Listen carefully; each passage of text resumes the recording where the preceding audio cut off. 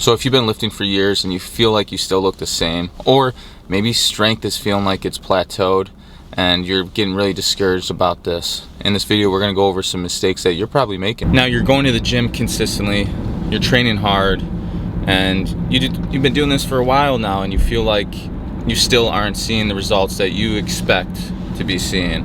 It might be slower, you might just be not satisfied, and you feel like you're deserving more. And I was there, and we're gonna talk about these things, these mistakes that you're probably making, and they're simple, but they're gonna be a huge game changer to you and your training, as long as you want to take your training to the next level.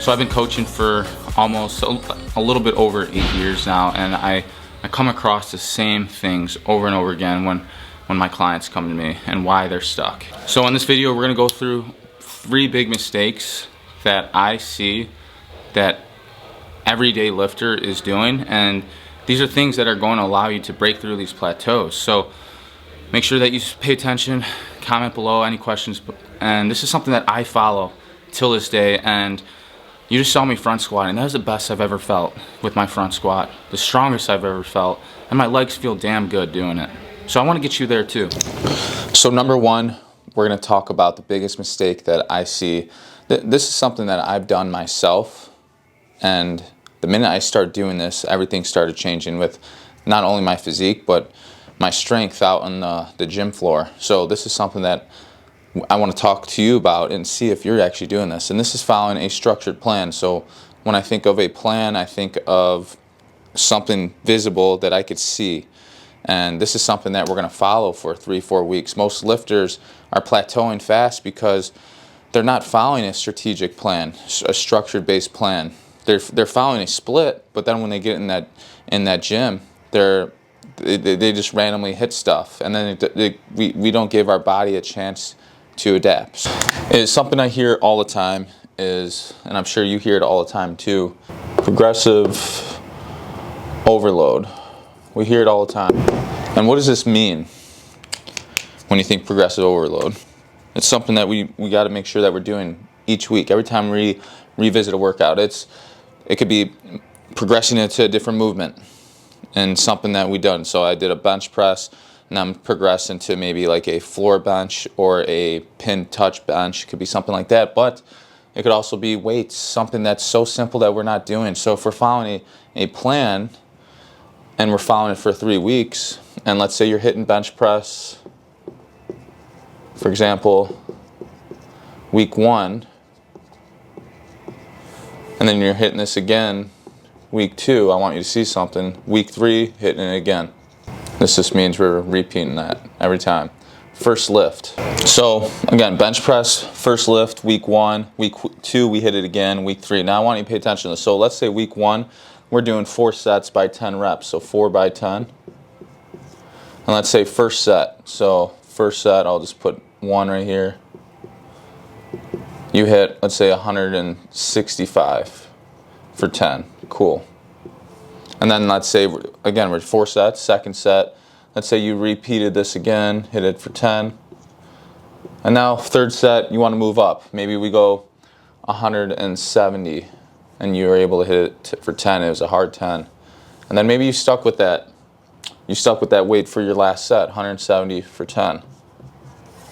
So those were my 4 sets of hitting that.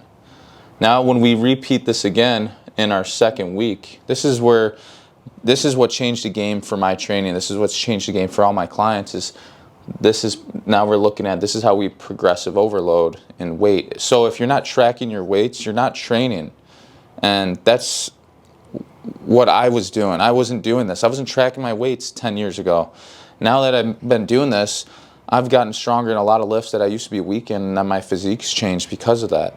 Something as simple as this is something that you're not doing, and these fitness influencers aren't talking to you about this. So now we look at this. So first 2 sets, 165, third set, 170, fourth set, 170. For week 2, where am I going to want to start for my first working set for 10 reps? I always look at the second set or the third set. That's where I want to start. Since I hit my first 2 sets at 165, I'd rather start with 170 pounds for my first set in week 2. So week 2, I'm going to say first set again. First set, 170 pounds. So week 2, first set, 170 pounds. I'm going off of my third set from the first week of hitting my bench press. So now I could say I could hit 170 again if I want to, but let's say I'm feeling really good. I hit that 170 for 10. Felt not super easy, but it was still hard, but I know I could go up. So I'm going to go, I always go up to 3 to 5%. So I multiply that 170 times 3%. Let's say it's 175 pounds. 175 for my second set, and I liked that. I felt good. It was a hard 10, but I'm going to gradually go up again. I'm going to go 180. And then I hit that for 10, but it was a hard 10. I'm going to stay with that. I'll hit 180 again for my last set, and I was able to hit a 10. Now I want you to see this. This is something, again, how we progress. So now I'm looking at third week, and this is where I want to make sure that I hit new weight if I could. So again, I look at the second, third set of the second week of hitting bench press. Second week was 175 pounds, or second set was 175, third set was 180. Now I'm looking for, what should my first set be? I might want to start at 175. That's what I would do. I'll go 175 first set. Hit that for 10. Then I know I already hit 180 twice, so I'm going to hit 180 for my second set. And I was able to hit it for 10. Now I'm going to go up. I'm going to go up to maybe 185. And let's say that felt good. I'm going to push this last set because this is my last week of doing this program. So I hit that for 10. It was a hard 10. Now I'm going to challenge myself for this last set. I'm going to go 190. And let's say I hit 8. Cool. There's the last week of that. I was close. It wasn't a huge drop off, but I was really close to hitting that 10th rep. So this is up close. Something I want you to think about, but this is how it should be. This is why tracking your weights is super important. And obviously you'd take better notes than this, but look at first week, right? First week, 165, 65, 170, 170. Second week, I'm taking either the second set or the third set to start my first set for week 2. So 170, felt good. Obviously went through this. And now look at, took my last 2 sets, either third or second. I went second, and we went here. That's it. So this is mistake number 2 that I hear all the time is, in order to get in the best shape, I need to be able to train 5-6 days a week, or even 6 or 7 days a week. That's a bunch of BS. Now, if you're perfect and you live in a perfect world and you don't have any type of stress, and 5-6 days, 6 days a week might be perfect for you. But we're human. Everyone has stress. And having everything perfect is such a fairy tale, and it's not possible. Like that's super hard. And that's where we get stuck. So this is something that I see all the time is we think we got to train so many days in order to get in the best shape. No, we don't. And this is something that we look for, like soreness. I got to be sore. That's the first phase when you approach a new workout, is that adaptation process needs to kick in. And then after you adapt it to those stresses, and hopefully that it doesn't take you 4 or 5 days to adapt to those stresses, that you're ready to go, that now you're going to get stronger, put some muscle on. That's what it is. But we're so programmed to think we got to train 5, 6 days a week and very little time off from the gym. Rest is everything. Rest and quality nutrition. That's key. So this is the biggest mistake. We're training too much and we're not resting enough. And stress dictates. So if you're a higher stress individual, should you be training 5, 6 days a week? I was just commenting on a post the other day, and someone said, no, you should be able to hit every body part 2 times a week. Now you're talking about 6 days a week of training. Yeah, if you're 18 years old, 17 years old, younger, and you don't have a lot of priorities, then you might be able to get away with that. But someone that has a lot of priorities in their life, that has bills, that has a mortgage, that has kids, that's a lot of stress. That is. It's that everyday life stress. And now you're going to try to train 6 days a week. That's hard. It's hard. Recovery, nutrition has to be on point. You better be sleeping through the night. Now, don't tell me you're sleeping 8 hours, but you have disturbed sleep. Now that's does no good to the recovery process. Nutrition and sleep have to be on point. And most time it's not. It's hard. That's hard. So again, it's about figuring out what works for you. And yeah, I hate to say the word balance, but it's true. We got to figure out that perfect training split for you that you'll be able to be consistent with and still hammer nutrition and sleep as best you can and get the best results. I train 4 days a week, sometimes 5. And that works really well for me. And I'm going to have to make some changes because if I'm trying to have a family, I know that. With you might not even have that type of priorities right now, but we need to be able to figure that out for you and to make sure that you're getting the best of the best and making sure that you're prioritizing nutrition and proper supplementation. The supplements are what fill the gaps that the nutrition isn't providing. So a good magnesium, that's a life supplement that I will always be on for the rest of my life, just because of the food quality is not the best now, and I don't see it getting better anytime, from here on out. It's sad to say, but magnesium, a good supplement. Quality does matter, and think about your body as like a high-performing car, Lamborghini, Ferrari, whatever, Audi R8, that's a sick car. Are you going to give it piss-poor fuel and expect it to perform on all cylinders? Hell no. It's the same thing with your body. You want to perform at best in the gym, you better be giving yourself good quality nutrients. That shit matters. I have a client here in a minute or so, but I want to talk to you about something that I truly believe in. Yes, to build a strong physique, you got to focus on the weak links. Chris Bumstead is actually training like this now too, is focusing on range of motion, slow eccentric work, and building strong connective tissues, so he's able to continue training for a long period of time because the dude loves it. I love it.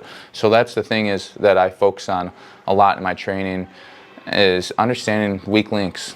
If you're having a hard time breaking through plateaus, usually it's some weaker links that we got to make sure that we take care of. Rotator cuff, for example. Bench press. So if my bench press, these are numbers that I follow, strength ratios, it's awesome. If my bench press is 225 pounds, I got to be able to do 20 or 10% of that weight for my rotator work. So external rotation, something like this. I got to be able to do 25 pounds for reps with a nice 4-second eccentric. That's what I'm talking about, like weak links, figuring out your weak links. Think about your lifts that you struggle with right now. For me, when I was struggling, it was overhead press sucked, it was weak. My incline bench hurt when I got to the bottom. I thought that was just because maybe I'm not meant to go all the way down, which is BS. You should be able to. When your body has a little pain during movement, that's a sign that something's weak, something that's firing, something that's doing its job. I like to think of it as the rotator cuff as your brake pads. It decelerates all that force being put on the shoulder. And if I'm doing a heavy ass bench press, I want to make sure that my brake pads are able to do their job to slow down all this force getting put on the joint, to keep that humerus in the shoulder joint from popping out, stuff like that. So figuring out weak links is super big deal. Full body assessments is what I do. I'm able to figure out what you need, and that allows me to attack your physique even better and break through plateaus a lot faster. So before I started training like this, I wasn't following a plan. I wasn't following tempo.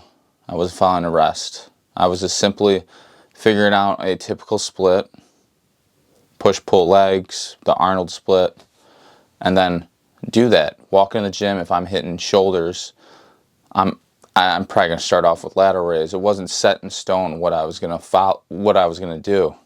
You know, I knew, yeah, I'm training shoulders that day, but it was kind of just, what do I want to start with first? And that's where I started plateauing. You know, I was hitting a lot of volume and training 5-6 days a week, mostly 6 days a week, and not having any rest, not resting correct, like taking enough rest. So now I have 2-3 days of rest, probably mostly 3 days of rest. So when it comes to training again, man, I come back stronger. I feel ready to go mentally, and that first 20-30 minutes is where I'm gonna get the most out of my lifts, because at the end of that 30 minutes, like 40-45 minutes, we're starting to be we're fatigued, and we're losing that mentality of training hard and that focus. You're not as focused as you were in the beginning. And I wasn't doing any of this like how I'm training now. And I'm telling you, like, if you're serious about your training, it's all about following a plan, man. Like, I wasn't following a plan. Yeah, you could have the splits and all that, but if you're not following a concrete plan of lifts that you're doing for 3 to 4 week phase, it's going to be hard knowing, are you progressing? Are you getting stronger? Because for me, when I used to train the traditional bodybuilding splits, just like I was saying, I felt crappy with movements. I didn't feel good. Like, bench press was the only one I felt good. Think about it. Think about the movements that you kind of feel crappy with. Like, things just don't feel smooth. And I'm talking about full range of motion, because that's how I train. Full range. And then later on, we could start getting, like, as the muscle's already fatigued, then we could go into partials, you know, not going all the way up because I'm fatigued. But I want to create healthy ranges first. Healthy range of motion is a healthy joint and a healthy muscle. And I believe that 100%. Like, for example, incline press used to suck terribly for me.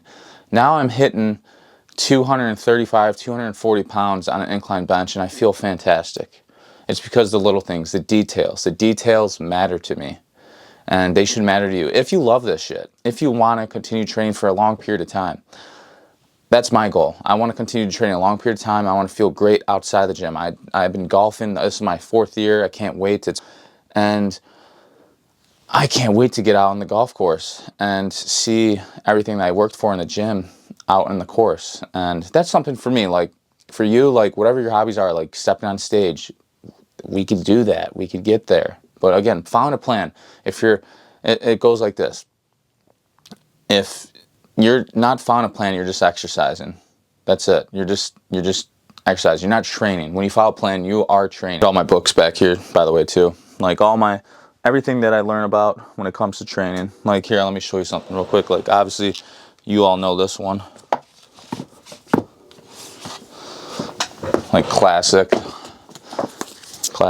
Arnold Schwarzenegger, the encyclopedia of modern bodybuilding. Like, this is classic. Everyone should have this one. But here's one. Here's another one. This one's called Periodization, just training for sports. So that's how I train. That's how I program. I just ripped ass. Excuse me. Hopefully you didn't hear that. And that's how allows me to progress and not hit a wall. How I program is called undulating periodization. It'll be on the screen so you know exactly what I'm saying, because sometimes I feel like I'm a little dyslexic when I say it. I actually am dyslexic, but yeah. Anyway, what's it going to take for you to try something new? Are you really serious about your training? If you are, you're going to try following a rest between sets, following a tempo, doing eccentrics, because there's 3 contractions when it comes to a muscle. And I hate to hear it all the time. Dude, I'm doing everything I can to put on size to break through plateaus. I hear it all the time. I see it all the time on social media of these fitness influencers. And it's not. Like, I maxed out my physique naturally. Now I think I gotta hop on. Like, that's some bullshit, man. Like, you haven't. Like, I'm all right. I'm going to be 32 next month. and I'm starting to feel like my muscles are maturing. There is maturity in your muscles. And when it comes to my training and how I train, like, there's going to be things that you've never done before. For example, have you ever done a 10-second negative squat or a bench press, overhead press? Probably not. But like, this is what I'm talking about. Like, Arnold said it. He said, you got to figure out ways to shock the muscle. And these are different ways, methods to shock the muscle. Because as you get more into the game of training, naturally, you got to find different ways to progress these specific movements. If I'm getting stuck at the bottom quarter every time when I bench press, that tells me I got to focus on maybe that bottom quarter more. So it might be my second lift after I hit my main lift of, for example, like overhead press. Now my second lift is going to be a barbell bench press from the pins. So now I'm going to work that bottom quarter and kind of overload that bottom quarter with a little bit more of weight and really focus on strengthening that range when it comes to your bench press. These are things that you need to think about, is where are your weak links? Where do you struggle at with your lifts? For an overhead press, do I struggle right here and then after that I'm able to lock out? Or is it from right at the bottom, like from the bottom? Like, these are things you got to think about when you're training. That's what's cool. Like, when it comes to me as a coach, I look at these things when I train my clients. I ask these things when I train my client online. How does movement feel? Where do you feel like you're weak at? Like, pay attention to this shit, because this shit matters. So if you like the video, make sure that you give me a thumbs up. I'm a small YouTuber and I love doing this. Make sure you subscribe, comment below any questions at all about training. Anything that you're having a problem with, anything at all. If you have pain during movement, tell me. I want to know these things, because I'm able to help you have a better understanding why you're having pain.